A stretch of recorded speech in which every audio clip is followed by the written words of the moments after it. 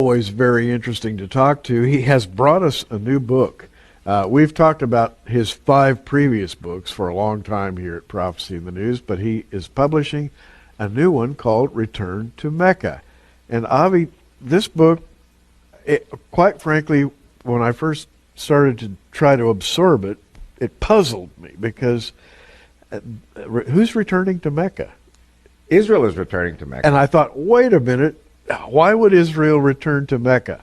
And listen to this, because you're going to be interested. I'm just going to turn him loose. Why would Israel return to Mecca? Because God says so. God says in Deuteronomy 11, he says, your borders will go from the Great Sea, the Mediterranean, to the Euphrates River, that's east-west, and from Lebanon in the north, south, to the desert. What's the desert? The desert is not the Negev, which was the tribe of Judah.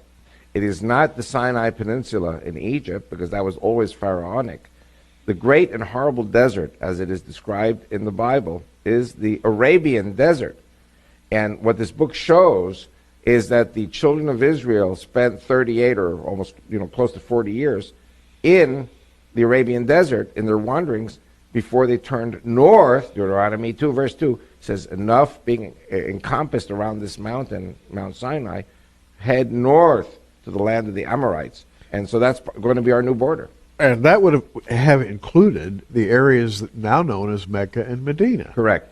And so they actually set foot on this soil. Wherever your feet will tread will be yours. And yeah, I was going to have you talk about that, because that's a promise that God made to Israel, wherever your foot shall touch the ground. And by the way, I think people are beginning to learn, finally, and it's been a slow process, they're beginning to learn that Mount Sinai is not in the Sinai Peninsula. It's in what used to be called the land of Midian, over on the eastern shore of the Red Sea, not far, I guess, from the Gulf of Eilat, and then moving on inland to contemporary Mecca and Medina. The feet of the Israelites